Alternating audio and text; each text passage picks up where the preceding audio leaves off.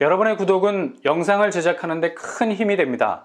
영상을 보시기 전에 구독과 좋아요 꼭 부탁드리겠습니다. 아울러 회원이 되시기를 원하시는 분들은 유튜브 채널 홈피 구독 옆에 있는 가입 버튼을 눌러주시기 바랍니다.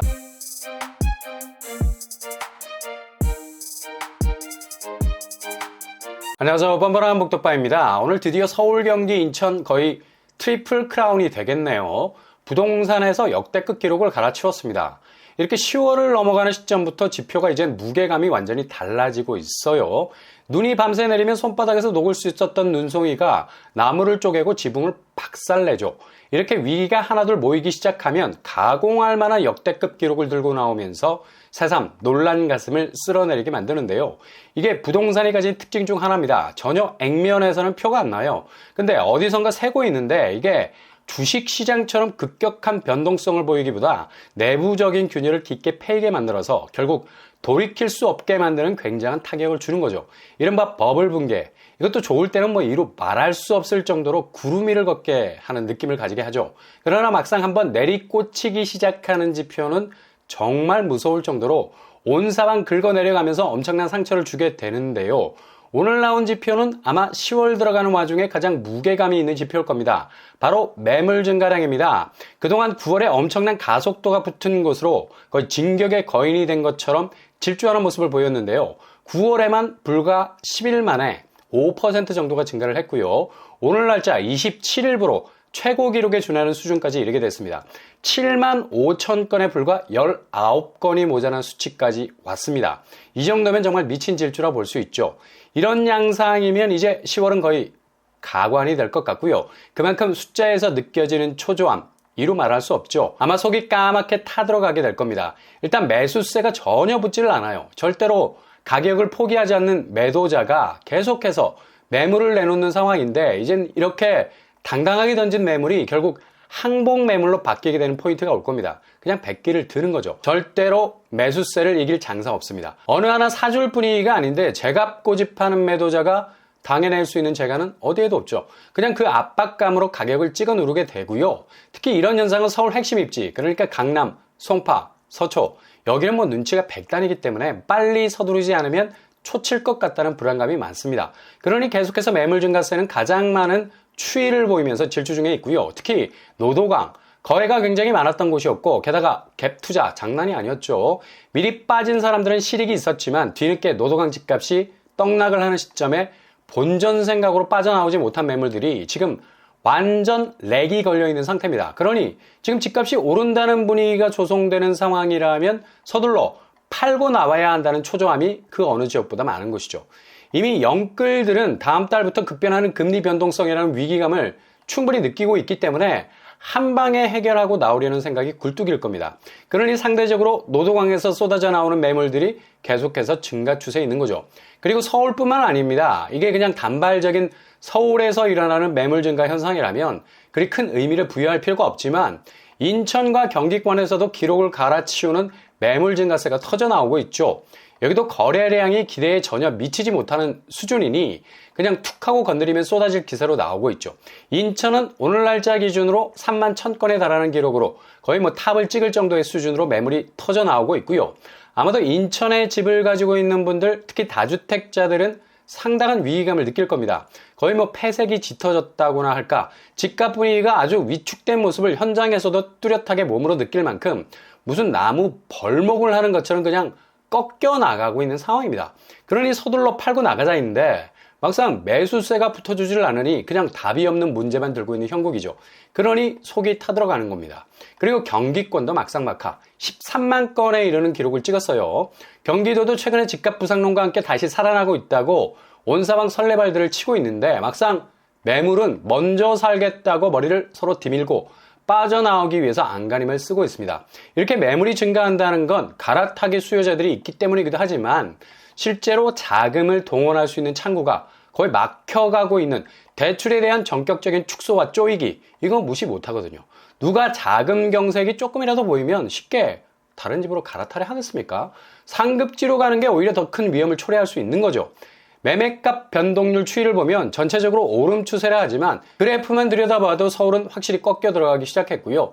수도권은 반영이 두세 박자 느린 탓에 제대로 지금 분위기 반영 못한 결과값으로 보이고요.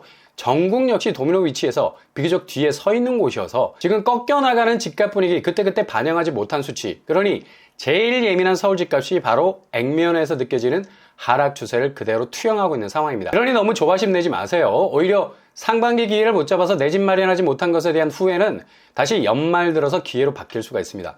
이번에는 단지 지하 1층, 2층 수준이 아니라 그냥 거의 지하 도시 아틀란티스와 같은 해저의 깊이 정도로 집값이 그냥 완전 잠수를 타게 되는 역대급 변동성을 경험하게 되실 겁니다. 가만히 지켜보시면서 팝콘 각이라는 결과가 딱 나오죠. 천천히 추이를 보면서 움직이신다면 2017년 수준에서 움직이는 가격대들이 상당히 후퇴한 가격 벨트 라인으로 내려오는 대전환점을 목격하시게 될 겁니다. 일단 거래량도 그렇게 많은 대출문을 열어주면서 거래의 포문을 꽝꽝 쏘아댈 것으로 예상했지만 8월 거래 좀 보세요. 이게 뭐 겨우 4,000건 넘을까 말까입니다. 아니 특례보금자리 주담대 50년 인터넷뱅크에서 저렴한 이자로 눈덩이처럼 불어난 부채들이 죄다 부동산 시장으로 그 흐름을 가져갔다고 해도 너무 초라한 거래량 아닙니까? 아니 그렇게 용맹정진 맹렬하게 빌려간 돈들 다 어디서 쓴 거야? 이거 지금 대출받은 자금, 부동산 시황이 경고등이 켜졌기 때문에 극적으로 풀리지 않았다는 거죠. 9월은 뭐 거의 박살이 날 만큼의 거래량으로 나올 것으로 보이고요. 이렇게 거래가 받쳐주지 못하면 매물은 절대로 홀로서기를 못합니다. 맷집이 오래가지 못한다는 거죠. 매도세가 기준으로 세워놓은 가격 지지대는 그야말로 우르르 무너지는 참사로 이어지게 될 거고요. 근데 주구장창 언론에선 반등장을 미친 듯이 보도하고 있죠. 정말 사람 헷갈리게 할 정도입니다. 그러나 현장에서의 실거래는 지금 9월 들어서면서 엄청난 변곡점에 와 있습니다. 일부 상급지에서의 원포인트 거래를 두고 불과 몇 개월 만에 수억이 올랐다는 둥둥둥 북소리 높여도 가라앉는 해를 어떻게 끄집어 올려 그냥 노을 바라보고 그렇게 가는구나 망연자실할 수밖에 없는 거죠. 한국은행도 오늘 27일자로 공개한 금융기관 가중 평균금리 언급하면서 가계대출이 계속적으로 상승을 하고 있고 주택담보대출 역시 계속 오름 추세를 보이고 있다고 경고하고 있죠. 오히려 비은행 금융기관 가중평균금리가 더 낮은 것으로 나타나고 있는데요. 일단 제2금융권은 메인은 부동산 PF니까 먹는 파이가 다르니 이런 결과가 나온 것으로 보이고요. 결국 이렇게 금리 변동성이 커지면서 금융불안지수 FSI는 지속적으로 증가할 수밖에 없는 겁니다. 이건 뭐 매물 증가세에서도 그대로 드러나는 사실이죠. 자금이 제대로 선순환되지 못할 것 같으니까 빨리 팔고 나가려는 조바심이 그 어느 때보다도 높은 겁니다. 이게 근본적으로 실질소득이 감소하는 추세에서 국내 총생산 대비 가계부채 비율이 높아지는 가장 기저의 불안 요소가 존재하기 때문이죠. 소득 대비 3배 이상의 수준이라고 하잖아요. 한국은행이 이런 식으로 계속적인 시그널을 주는 건 결국 금리를 올리겠다는 겁니다. 그러니 부지런히 빚청산하라는 예고편인 듯 느껴지기도 하는데요. 지금 실거래 현장에선 그대로 이런 초조함과 불안은 뚝뚝 떨어지는 거래가에서 여전히 느낄 수 있죠. 오늘 용인이 심상치 않았습니다. 용인 기흥구 어묵 한라비발디 40평대인데 고점 8억 대비 3억의 거래가 됐고요. 이건 그냥 거의 던지고 나간 가격대죠. 살벌하게 떨어지네요. 그리고 수지에 있는 신복마을 LG자이 40평대 고점 9억 대비 9월 들어서 5억의 거래가 됐습니다. 여기도 반토막 거래가 나왔어요. 용인이 반도체 호재로 들썩거린다는 얘기는 일부 지역에만 해당되는 썰이죠. 그리고 신갈 쪽 기흥역 롯데캐슬 스카이 30평대 고점 8억 대비 5억의 거래가 됐습니다.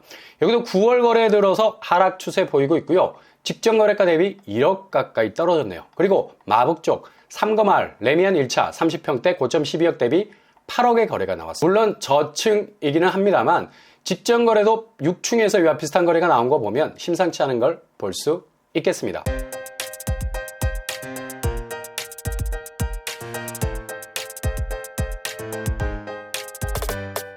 오늘의 부동산 캐릭터 방금 기록을 갈아치운 서울, 경기, 인천에서의 부동산 실제 상황은 아주 의미하는 바가 큽니다. 그만큼 시장은 불안과 초조함이 더욱 커지고 있고요. 급격하게 가격을 내리는 분위기는 아니지만 되도록 절충해서 팔고 나가겠다는 분위기가 지배적이죠. 고점 거래는 매수자가 전혀 고려하지 않기 때문에 지금 상황은 더욱 심각한 가격 하락이라는 골을 깊어지게 할 수 있겠습니다. 그러니 잘 지켜보시면서 대응하신다면 또 다른 결과를 만들어내실 수 있을 것 같습니다. 오늘도 응원합니다. 추석 명절 잘 보내실 수 있기를 바랍니다. 이상으로 뻔뻔한 복덕방을 마치겠습니다. 구독과 좋아요 부탁드립니다. 감사합니다.